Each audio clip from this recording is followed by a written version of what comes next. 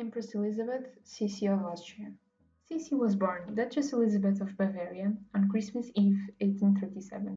Sisi was the fourth-born child and second daughter of Duke Maximilian Joseph of Bavaria and Princess Ludovica of Bavaria.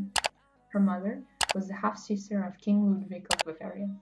Sisi's parents would go on to have 10 children. Maximilian, her father, was considered to be very odd, having an almost childish love for circus, and would often travel through Bavaria to avoid royal duties. Sisi grew up in Munich, far from the very strict court life, and would often bail out on lessons to go horseback riding. By 1853, when the young Duchess was 15, the overbearing mother of the 23-year-old Emperor Franz Josef, Princess Sophia of Bavaria, was looking for a daughter-in-law.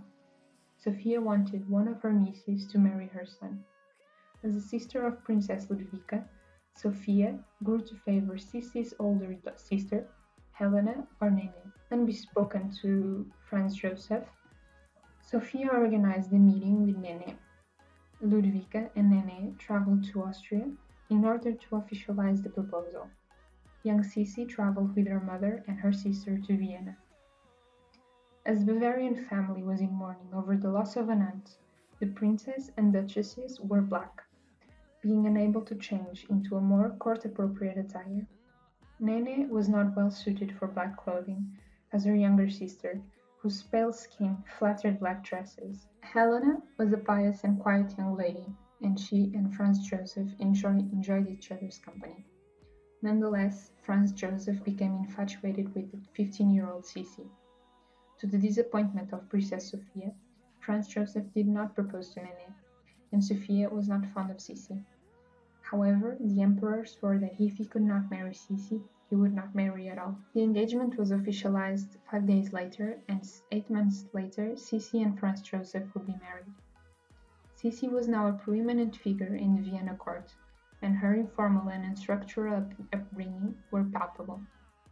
The young princess was shy and an introvert, who had difficulties adapting to the strict etiquette and protocol-loving Habsburg court. During the first weeks, Sisi developed serious health issues, like fits of cough, anxiety attacks, and an odd fear of going down narrow and steep staircases. Sisi quickly became pregnant, and only 10 months after the wedding, gave birth to her first child, Archduchess Sophia of Austria. However, this happy moment was tainted by Sophia of Bavaria's actions, who took the newborn child from her mother, naming her granddaughter after herself and calling Sisi a silly young mother. Sophia refused to let Sisi breastfeed and look after her child.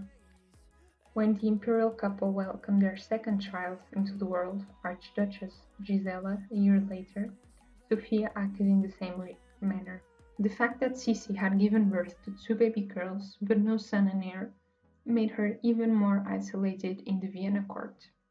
Her mother-in-law was the great source of the empress's unhappiness.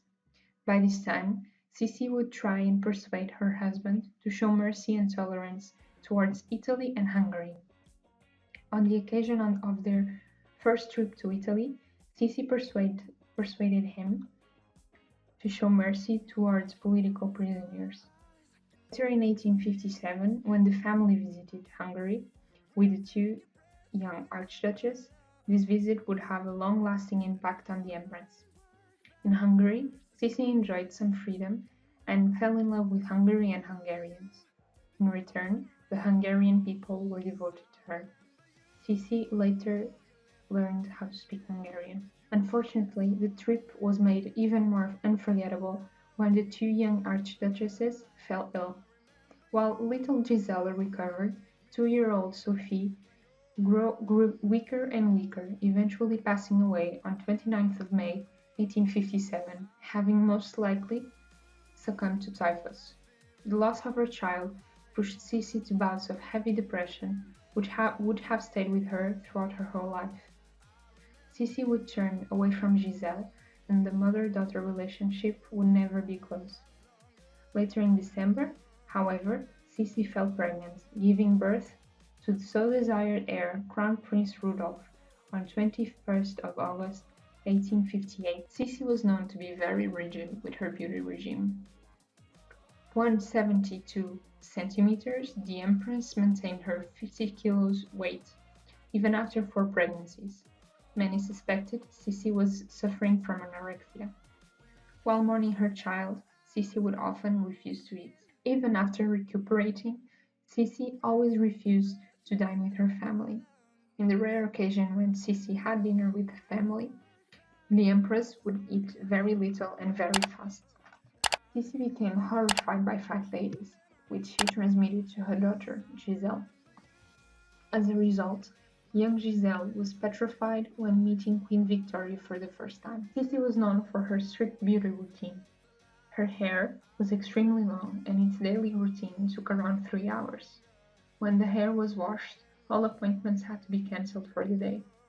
Later in life, the Empress became even more strict, with her regime going on to eating herself 3 times a day. By 1894, Sisi reached the weight of 95.7 pounds or 43.5 kilos. Additionally, she started to show signs of binge eating. In 1881, at the age of 44, Sisi bought an English country house, which had spiral staircases built from the living room to the kitchen, allowing her to access it in secret. From an early age, Sisi developed a fascination for Hungary. The Empress thought that the oppressed Hungarian people were deserving of more freedom and respect. Her ideals coincided with her friendship with Gyula Andrassy, a Hungarian statesman. This newly found friendship annihilated Sisi even more from the Vienna court. Around this time, Sisi filled her staff with Hungarian nationals. In 1867, Hungary became an equal part of the Austro-Hungarian Empire. The imperial couple were then crowned King and Queen of Hungary. As Sisi had wished, Hungarian nationals were awarded more rights and freedom. As a consequence, Franz Josef was once again allowed into Sisi's bed. For her role in the Hungarian elevation, the Empress was always beloved by the people of Hungary. On the 22nd of April 1868, in Budapest, the couple welcomed their fourth and last child. Had this child had been a boy, Sisi would have called him Stefan, in honor of King Stefan, a canonized and beloved Hungarian king. This, plus the choice of birthplace, could have contributed to a separation between the Austrian and Hungarian crowns. However, that day a daughter, Archduchess Marie Valerie of Austria, was born. Valerie would grow to marry Archduke Franz Salvador of Austria-Tuscany, who she bore 10 children.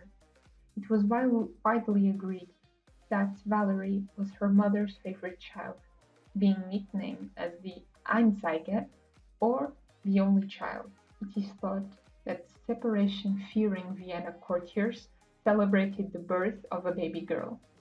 Rumors followed Valerie to her childhood that she might not have been the emperor's child but Andrassy's. These rumors were very hurtful to the young archduchess. However, Valerie grew to resemble her father, Franz Josef, and these rumors were shut. By the 1880s, the empress's own struggles with mental health were made obvious. During the previous years, Sisi had been a great advocate for the health of her people, arriving unannounced to hospitals and charities, speaking to patients and holding the hands of those in worse condition. Valerie once stated to have found her mother in fits of laughter while bathing. Sisi often spoke of suicide to a frightened Franz Josef.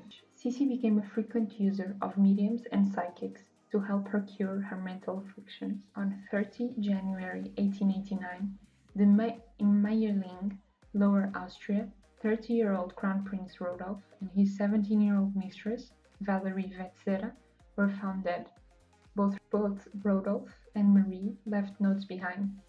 Although the death circumstances are unclear and several theories arose, in 2015 letters from Marie were found, which indicated a possible and planned double suicide. As the imperial couple had no other sons, the inheritance passed down to Franz Joseph's brother, Archduke Karl Ludwig, and later to his son, Archduke Franz Ferdinand. This change in succession set in a chain of events which would eventually lead to the start of World War I in 1914. The death of her beloved son led Sisi even more into her depression. Dressed in her mourning clothes, Sisi traveled across Europe and North Africa, refusing police protection. Sisi stated to be determined to travel the whole world over until I drown and I am forgotten. At the age of 51, Sisi tattooed an anchor in her arm. By September 1898, the Empress's wishes would be fulfilled, while in Geneva, under an assumed identity. At the time in Geneva was also the Italian anarchist Luigi Luciani, who was there with the goal of taking the life of Prince Henri of Orleans. While the news of the Empress's visit arose, Prince Henri's trip was cancelled. On 10th of September 1898, while Sisi walked along the Geneva dock toward her boat, Luciani approached her and attacked Sisi with a triangle file. After the blow to her chest, Sisi stood but later collapsed after boarding her ship. Luciani had successfully stabbed her. While medical help was provided, Sisi soon died at the age of 60 years old of internal bleeding. After her death, her husband created the Order of Elizabeth in her honor. Franz Josef never truly recovered from losing her. According to the future Empress Zita of Bourbon-Parma, he stated, "You'll never know how important she was to me." According to other sources, he also stated, "You'll never know how much I love this woman." The emperor would go on to pass away on 21st. No. The emperor would go on to pass away on 21st of November 1916 at the age of 86.